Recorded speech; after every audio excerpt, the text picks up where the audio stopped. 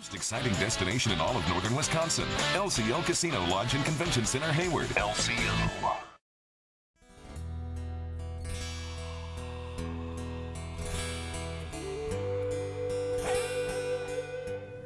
Hello, I'm Kimberly, and welcome to the weekend edition of the Native News Update. It's Friday, November 3rd. Many of the stories you hear here can be found at IndianCountryTV.com. And here's the news for today from the Associated Press and other Native news sources. A current exhibition called Nation to Nation, on view at the Smithsonian's National Museum of American Indian, recently received an addition to its exhibit. The most recent treaty controversy profiled in the exhibition is that of the surrounding the Dakota Access Pipeline. Hickory Edwards, a member of the Onondaga Nation who traveled 1,572 miles to stand in solidarity with protesters in the Dakota's Standing Rock Reservation, donated to the museum a symbolic signpost he had erected at the site.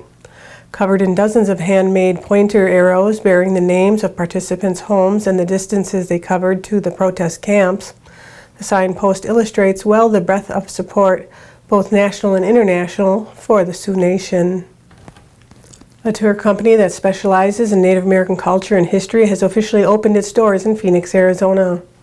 Detours Native America will look to educate travelers on Native American life through unique experiences.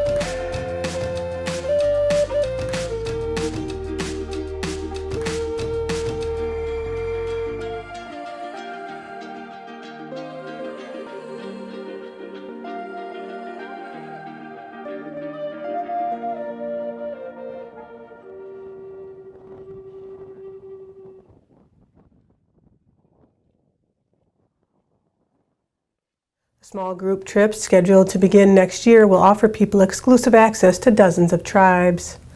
For more information, you can check out detoursofthewest.com/native-american-tours. In August, First Nations Development Institution announced a 3-year project that will support language immersion education programs in tribal communities. This 3-year, $4.2 million project will aim to leverage a $2.1 million National Endowment for the Humanities Challenge grant with an additional $2.1 million in support from other private funding sources.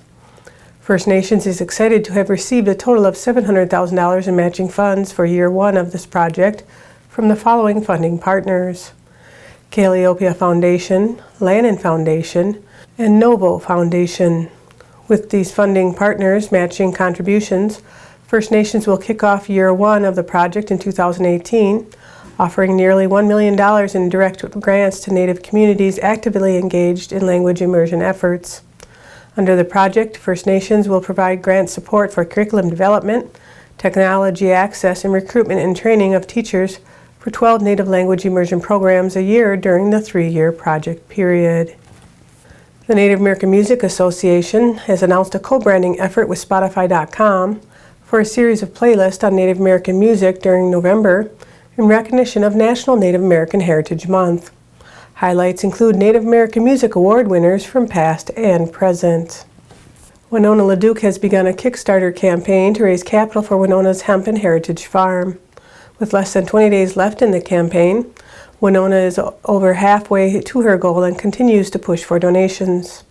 Unlike other fundraiser sites, Kickstarter is an all-or-nothing platform, meaning if you don't raise the complete funds you ask for, then you don't get funded. With Winona's Hemp and Heritage Farm, Winona is moving forward armed with her ancestral wisdom to create the regenerative economies our children deserve to inherit. To do this, she will work with tribal and non-tribal producers to create a value-added hemp industry. The industry will focus on hemp fiber for paper, clothing, and hemp food products. The 40-acre farm, sought for Winona's Hemp and Heritage Farm, has rich soils, healthy waters, and a barn where they will store their seeds and hemp.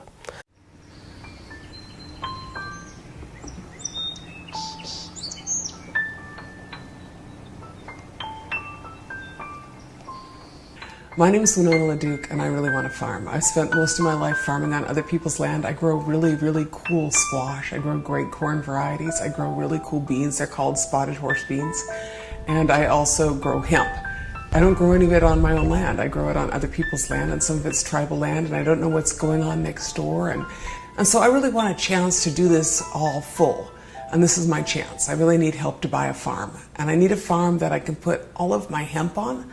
Hemp is an absolutely versatile crop that you can do pretty much anything with, from eating to fuel to clothing and to products. And I've been going to all these hearings on these new proposed pipelines, and this pipeline is called Line 3, and every time I go to a hearing, there's some guy that stands up and says, you can't live without oil. You can't live without plastics. And I keep thinking, no, we need hemp. And the state of Minnesota in 2016 issued its first set of industrial hemp permits, and I was one of the first people to get a Minnesota hemp industrial permit. And so I grew last year. We didn't get too much going, but we just started it, and this is my second year of growing. I'm one of 2 growers on White Earth. My tribe is also growing, and then I'm the only independent grower.